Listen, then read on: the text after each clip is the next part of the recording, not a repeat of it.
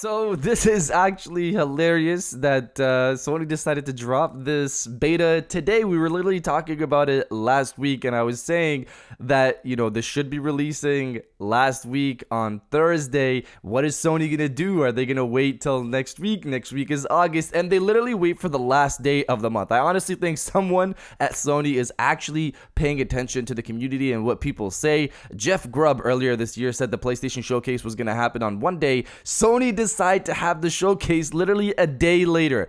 I'm not sure why, but I'm telling you guys that last week the beta should have dropped on Thursday like it has the last 2 years.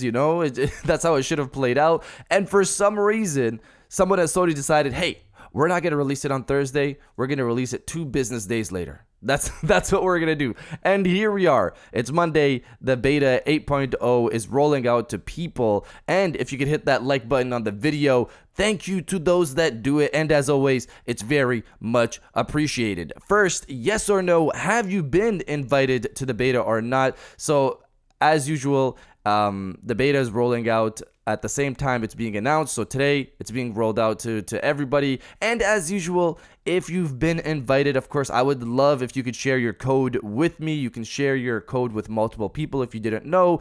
Just DM me on Twitter or X, I guess. Now it's called X. But yeah, just DM me on Twitter. And of course, I appreciate it as always. But comment below, yes or no, if you've been invited to the beta or not. Let me know down in the comments below. So Sony have actually separated the beta features, like they usually do actually, into sections. So we're going to go over them in sections here. So the first section is new accessibility features. You can now assign a second controller to one account. You can now assign a second controller to one account as an assist controller and use 2 controllers in one at the same time. So this is definitely getting ready for the Access controller that's launching later this year, where you can combine a DualSense controller with the Access controller and combine maybe multiple Access controllers.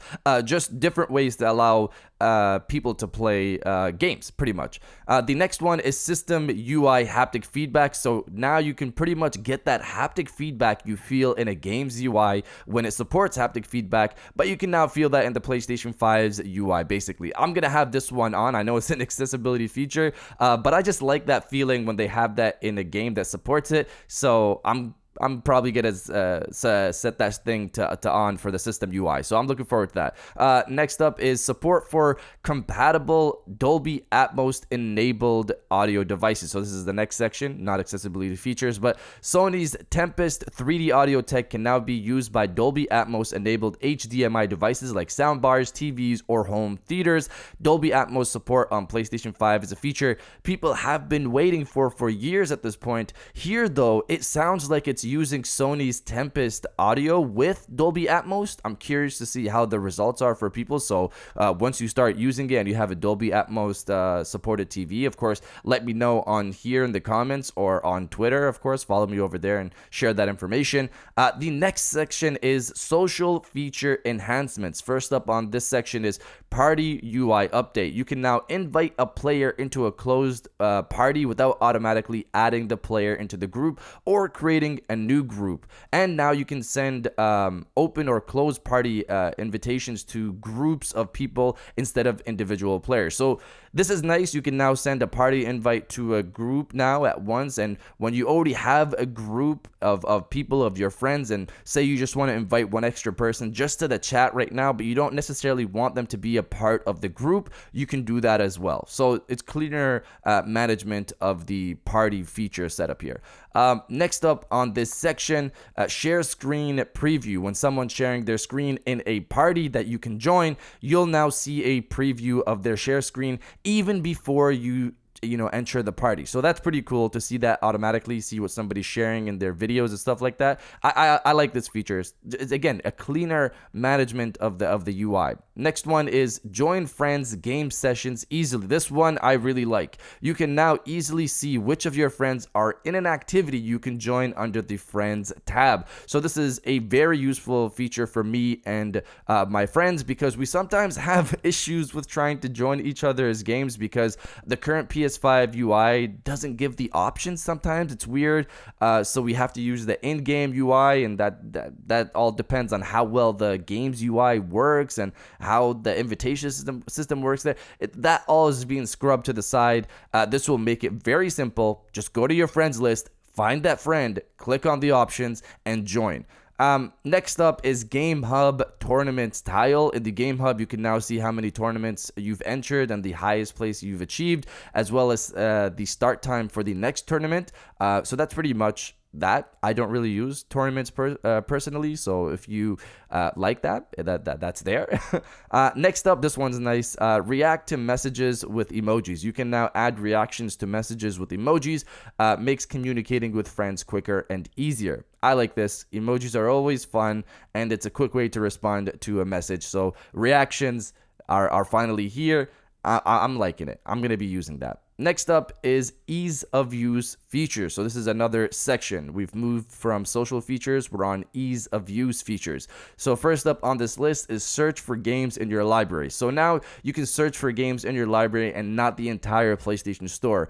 You'd usually go to the main search option on the UI, on the system's UI, to search up games, but that searches up everything. But if you know you already have this game, just go to your library and just search up the game directly in your library right there. Before, you had to like scroll up and down on your library to find your game. It's alphabetical, so you could just go through it like that. But now you can search directly in your library, so that's pretty useful. I don't know why that wasn't there before. Maybe it's because you could search in the main UI, but whatever. It's here now. Next up on the ease of use feature section, game help improvements. So game help, the cards have been improved. In addition to in-progress activities, you can now see available, previously available, upcoming, and completed activities. Also, when a card is selected, its details are now displayed on the right side of the card, making it easier to find objectives and their corresponding hints. Now you don't have to click on the card to see what's inside, so that's pretty neat. Again, another improvement, cleaner use of some of these features. Next up, discover new features. Now you can go to the Discover Tips page in the settings and browse all the useful features, all the useful tips, getting the most out of your PlayStation 5. This will be useful for newcomers, new owners of the PlayStation 5 this holiday. They can just go through the tips UI and then check out all the features that they can access. And the next one on the list, the second last one on the list, this one is probably going to be memed into oblivion. There's definitely going to be videos about this one. You can now mute the beep sound on your PlayStation 5. So the boot up sound, when you boot up your PlayStation 5, you have a little beep that you hear, and you've seen the memes, you've seen the videos that when your girlfriend's asleep and you want to play late night, and then you try to turn it on, and then you hear beep and your girlfriend wakes up, or you're a young kid, you're trying to play your game, you're late at night, you can't go to sleep or something like that, you want to continue playing with the boys or the girls, whatever. You can just click that, and you don't have to worry about your mom hearing that beep and coming up to your room. I can already imagine the videos that are going to be made from this. So now you can mute the beep sound on your PlayStation 5. I'm personally not going to mute it. It's a kind of an iconic feature for the console, so I'm going to leave it on. But I don't have to worry about these things that some of these people have to worry about. But luckily, fortunately, and finally, the PlayStation 5 will now support 8TB SSD storage options. Before, the limit was 4TB. This is just a ridiculous amount of space. I don't know why you'd need it, but here it is. 8TB support. I guess buy 8TB SSDs now. I don't need it. 2TB is already good for me, additional to the 600-700 gigabytes inside the console, so nearly 3TB. I'm good. I don't need more space than that. But that's every feature here. Hopefully you guys have found something that you're interested in. I'm just wondering why they didn't bring themes yet. That's like probably one of the biggest things. I assume it's still on the way. It's just this update, while it has some great stuff here, it didn't have that big banger, that big, oh my goodness. Maybe mute beep sound is going to be a crazy feature for everybody, but not necessarily the rest of us. But that's the beta. It's rolling out today. If you've been invited, of course, send me an invite. Send me the code on Twitter. I'd appreciate it. And if you guys did enjoy this video, please hit that like button, as it always helps. And subscribe if you're new. I got new videos every Monday, Wednesday, and Friday. And now I'll check you guys out on the next one. And welcome back to the after show. This is the part of the video where we have a little fun down in the comments below. If you're old, welcome back. If you're new, welcome. For today's thing, what I want you guys to do is to body, obliterate, destroy, and overall harass the comment section with where are the themes. While this update did have a lot of useful features, it was a nice cleaner update to a lot of things, there's still some major features that Sony still has not released, or I guess they hopefully still have in the bank. But one of the big ones that people want are themes. So if you wanted themes, destroy the comment section with where are the themes, and I'll definitely heart those comments like I always do, because I appreciate everybody who stays to the end of my videos. And now I'll check you guys out on the next one.